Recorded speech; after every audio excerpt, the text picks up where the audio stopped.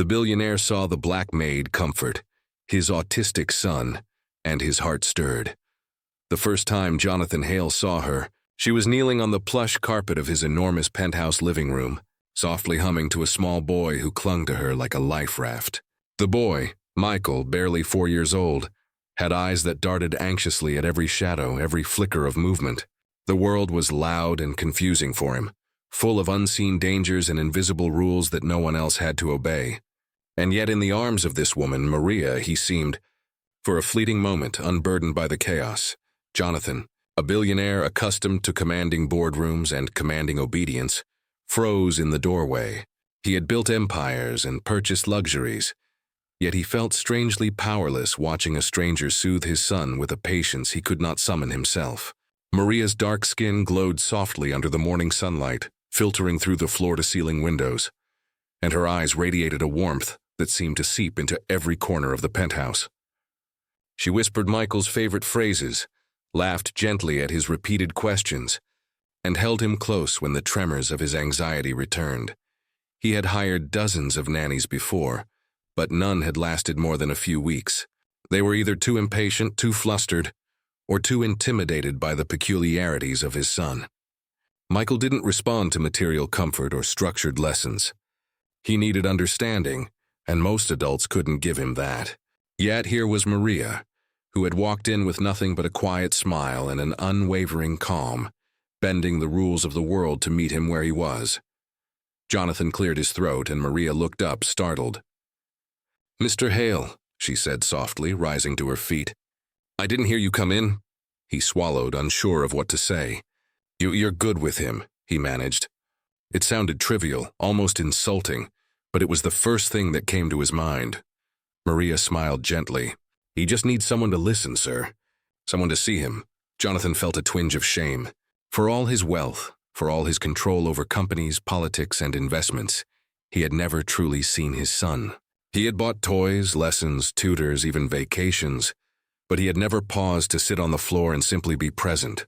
And here was this woman, a maid he had hired for routine household tasks, doing what he could not. Days turned into weeks, and Jonathan watched from the periphery as Maria's presence transformed the atmosphere in the penthouse. Michael's laughter became more frequent, his meltdowns shorter, and, most astonishingly, he began to make eye contact. At dinner, he pointed to Maria and said her name clearly for the first time. The word hung in the air like a small miracle. Jonathan felt something stir deep in his chest, an unfamiliar, raw emotion that had nothing to do with money or power. One evening, a winter storm raged outside, and the city lights blinked against the darkness. Jonathan found Michael in his nursery, rocking back and forth, overwhelmed by the sudden crash of thunder. Maria sat beside him, her hand resting lightly on his back. "It's okay, baby," she whispered, her voice a soft shield against the storm. "You're safe. Mommy and Daddy love you. And I'm right here." Jonathan leaned against the doorway, watching silently. He realized, with a pang of guilt, that he had never truly comforted his son. Not during sleepless nights, not during hospital visits, not even on birthdays. All he had done was provide. And yet, here was Maria giving him what no amount of money could buy: presence, patience, and unconditional care. The storm passed, but the memory lingered. Jonathan felt a shift in himself, a subtle dismantling of pride and detachment. He began spending more time with Michael, observing Maria's techniques, learning how to speak his son's language of gestures and repetition. And slowly the boy began to respond not just to Maria, but to his father as well. One afternoon, Jonathan returned from a business trip to find Michael playing quietly with building blocks on the living room floor. Maria was nearby, folding laundry, but Michael's attention was on Jonathan. He looked up, smiled a tentative, radiant smile, and said, "Daddy." Jonathan's throat tightened. He sank to the floor beside him, letting the weight of the moment settle. He felt tears prick the corners of his eyes. "I missed you, buddy," he whispered. Michael leaned into him, a gesture of trust and love that Jonathan had never imagined he could earn. Later that night, after Michael was asleep, Jonathan found Maria in the kitchen, cleaning up. He poured himself a drink, hesitated, then spoke. "Maria, I want you to know something." She looked at him, her expression neutral but attentive. "You've changed my life. Not just Michael's, but mine. I thought I was helping him by buying everything he needed. But what he and I really needed was you, your kindness, your heart. You saw him when I couldn't." Maria blinked, surprised. She had never expected gratitude of this magnitude from the billionaire who had always seemed so distant. I just love him," she said softly. "That's all." Jonathan nodded, feeling the enormity of her words. He realized that true wealth wasn't measured in stocks or assets, but in love, connection, and compassion. In that moment, he vowed to never take his son or Maria's dedication for granted. Weeks turned into months, and the dynamic in the Hale penthouse shifted completely. Michael flourished under the combined care of his father and Maria, developing a sense of security and confidence that had eluded him for years. Jonathan learned patience, humility, and the quiet strength of listening, and through it all, he never forgot the woman who had opened his eyes and taught him what it truly meant to see, to care, and to love. One afternoon, as the sun streamed through the windows, Jonathan watched Maria kneel beside Michael, showing him how to stack blocks into a tower that reached improbably high. The boy laughed when the tower toppled, and Maria laughed with him, her hand steadying his trembling one. Jonathan felt a deep warmth settle in his chest. For the first time, he understood that life's greatest investments are not in property, stocks, or luxury.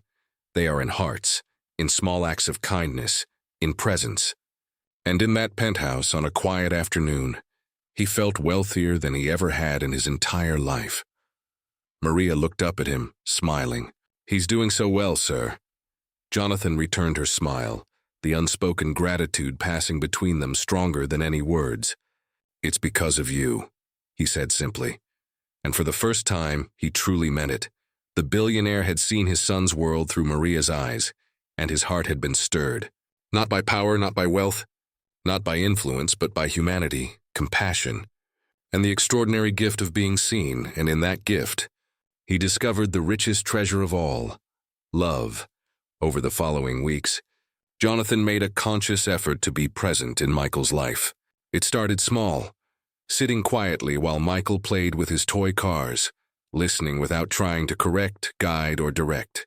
At first, Michael barely acknowledged him, his attention flitting between the bright red car in his hand and the floor-to-ceiling windows where the city below twinkled like a constellation. Jonathan sat, still and patient, feeling oddly exposed without the armor of his corporate persona. "Daddy," Michael muttered unexpectedly one morning, his voice uncertain. He held out a tiny blue car. "Vroom," Jonathan's heart stuttered. "Vroom," he echoed, picking up a matching green car. The two cars collided on the carpet, and for the first time Michael laughed, a clear, ringing sound that made Jonathan feel as if the world itself had shifted slightly. Maria watched quietly from the kitchen doorway, her hands folded. "He's warming up to you," she said softly. Jonathan smiled, but there was a tremor in his voice. "Thanks for showing me how." Maria shrugged, a faint blush rising to her cheeks. "You just needed to try, sir. That's all." Yet it wasn't all simple. Michael's world remained unpredictable, full of sudden meltdowns and fears that no one could entirely anticipate. One evening, Jonathan returned from a late meeting to find Michael in a panic, banging on the living room windows during a sudden thunderstorm. Maria was crouched beside him, her hand resting on his shoulder, humming softly. Jonathan froze in the doorway, feeling helpless. "Daddy," Michael said suddenly, his small voice quivering. "Thunder. Scary." Jonathan swallowed hard. He knelt beside his son, gently placing his hands over Michael's tiny ones. "It's okay, buddy. I'm here. You're safe. We'll get through it together." Maria watched silently, then gave him a small nod. Jonathan repeated the words, louder, more insistently, until Michael's breathing slowed. The storm outside was still loud, but inside the room, a fragile calm had settled. After that night, Jonathan realized something profound. Maria hadn't just comforted his son, she had taught him how. How to be present, how to slow down, how to listen without judgment. He had always thought that being a father meant providing, protecting, and controlling, but it meant so much more. It meant feeling alongside your child, even when it was uncomfortable. Weeks later, Jonathan faced another test of patience. Michael had been invited to his first birthday party outside the house, a small gathering with children his age. Jonathan, unsure how his son would respond, had insisted Maria accompany them. At the party, Michael froze at the sight of so many children, their laughter and running creating a storm far louder than any thunder. He clung to Maria's arm, eyes wide with fear. Jonathan's first instinct was to whisk him away, to protect him, but Maria held him steady. "Let him watch first," she whispered to Jonathan. "He needs to understand he can be safe here too." Jonathan hesitated, then nodded. They sat together on a bench as Michael observed, slowly, gradually, until he inched toward a sandbox where a little girl was building a castle. Maria knelt beside him, encouraging, smiling, never forcing. And after what felt like an eternity, Michael touched the sand, then laughed as it sifted through his fingers. Jonathan felt tears prick his eyes. Later, as they drove home, Jonathan broke the silence. "I don't know how to thank you, Maria," he said quietly. "You've done more than I ever could." Maria's eyes softened. "You don't have to thank me, sir. You're learning. That's all that matters. He sees you now. And that's enough." Jonathan watched Michael sleeping in the back seat, the rise and fall of his chest peaceful. He realized that wealth, power, and control were meaningless compared to moments like these. Witnessing growth, building trust, being present. He knew then that Maria had changed not just Michael's life, but his own. One evening, Jonathan returned to the penthouse to find Maria sitting on the balcony with Michael perched on her lap, watching the sunset. "Look, Daddy," Michael said, pointing to the horizon. "Sky, pretty." Jonathan stepped closer, his heart full. "Yes, it is, buddy," he said softly. He sat beside them, feeling the warmth of the moment. "You know, Michael, the sky's a lot like you. Bright, full of surprises, and worth looking at every day." Michael turned to him with a small smile, then snuggled closer to Maria. Jonathan realized that this woman had become more than a caregiver. She was family. And in seeing her patience, her love, and her unwavering commitment, he had learned to be the father Michael deserved. Months passed, and Michael flourished. His vocabulary expanded, his confidence grew, and his laughter filled the Hale penthouse with a new energy that had never existed before. Jonathan continued to learn, practicing patience daily, discovering that vulnerability was not weakness, but a bridge to connection. One snowy December night, Jonathan returned home to find the apartment transformed for Michael's birthday. Maria had organized a small gathering of close friends and neighbors, each child bringing gifts that Michael barely noticed. So captivated was he by the simple joy of being celebrated.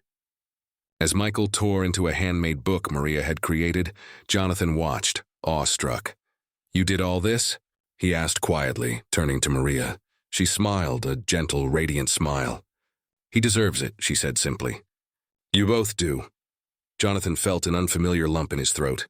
He realized that love, patient, selfless, persistent love, was the truest form of wealth. Maria had given that to Michael. She had shown him how to connect, how to nurture, and above all, how to be human. As the night wound down, Michael ran into Jonathan's arms, exhausted and happy. "Daddy, thank you," he whispered. Jonathan held him tight. "Thank you, buddy, for letting me learn from you." He looked over at Maria, who had quietly slipped into the shadows, watching them. Their eyes met, and for a moment no words were necessary. Everything that needed to be said was understood. Gratitude, respect, admiration, and something deeper, something permanent. The billionaire had learned the most valuable lesson of his life, that compassion, patience, and humanity could transform a child, a home, and even a hardened heart. And as he watched his son drift to sleep, secure and happy, he knew he would never again take these gifts for granted. Life in the Hale penthouse was no longer defined by wealth, luxury, or status. It was defined by laughter, trust, and love, the simple, profound things that Maria had always understood.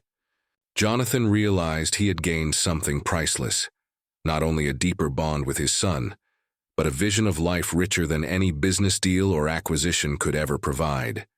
And in that quiet, snow-filled night, as Michael dreamed in the soft glow of his nursery, Jonathan Hale whispered a promise to himself, to always see, to always listen, to always cherish. For in that gift lay the richest treasure of all. Maria, the maid with a heart bigger than any mansion, had not only comforted an autistic boy, she had awakened a father, stirred a soul, and reminded the world in a single act of kindness that love is the ultimate inheritance. Jonathan knew with unshakable certainty that no fortune could ever compare to what they had found together: family, connection, and the enduring power of the human heart.